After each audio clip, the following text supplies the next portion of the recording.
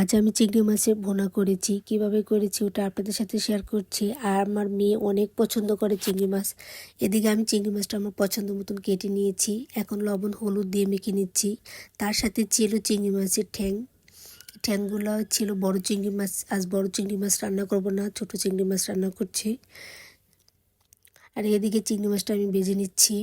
আরেক চুলাতে আমি পেঁয়াজটাকেও ভেজে নিচ্ছি। তো ভাজা হয়ে গিয়েছে, দিয়ে দিলাম আদা রসুনটাও ভেজে নিয়েছি। তারপর দিয়ে দিলাম পানি। এখন দিচ্ছি হলুদের গুঁড়া, 2 চামচ মরিচের গুঁড়া দিয়েছি। আর রান্নাটা জাল হলে কিন্তু খেতে অনেক ভালো লাগে। তারপর দিলাম ধনিয়ার গুঁড়া, জিরার গুঁড়া, স্বাদ অনুযায়ী লবণ দিয়েছি। এখন মশলাটাকে ভালো মতন কষে নিচ্ছি। আর এদিকে আমার মেয়ে চিংড়ি মাছের ঘ্রাণ শুনে আসে বলতেছে, আম্মু চিংড়ি মাছ ভাজতেছো, আমাকে একটা দাও খাওয়ার জন্য। তারপর মেয়েকে চিংড়ি মাছ দিলাম খাওয়ার জন্য, মেয়েও খাইলো। আর এদিকে আমি মশলাটা কষানো হয়ে গিয়েছে, চিংড়ি মাছ দিয়ে দিলাম। এখন আবার একটু নেড়ে চেড়ে নিচ্ছি। তারপর দিয়ে দিলাম পানি দিয়ে এখন দিয়ে দিচ্ছি ধনিয়া পাতা।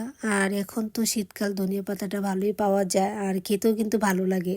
যে কোনো তরকারিতে ধনিয়া পাতাটা একটু বেশি পরিমাণটা হলে। এই তো কথা বলতে বলতে আমার রান্নাটা হয়ে গিয়েছে। আপনাদের কাছে কেমন লাগছে কমেন্ট করে কিন্তু জানাবেন। কে কোথা থেকে আমার ভিডিওটা দেখছেন এটাও আমাকে কমেন্ট করে জানাবেন।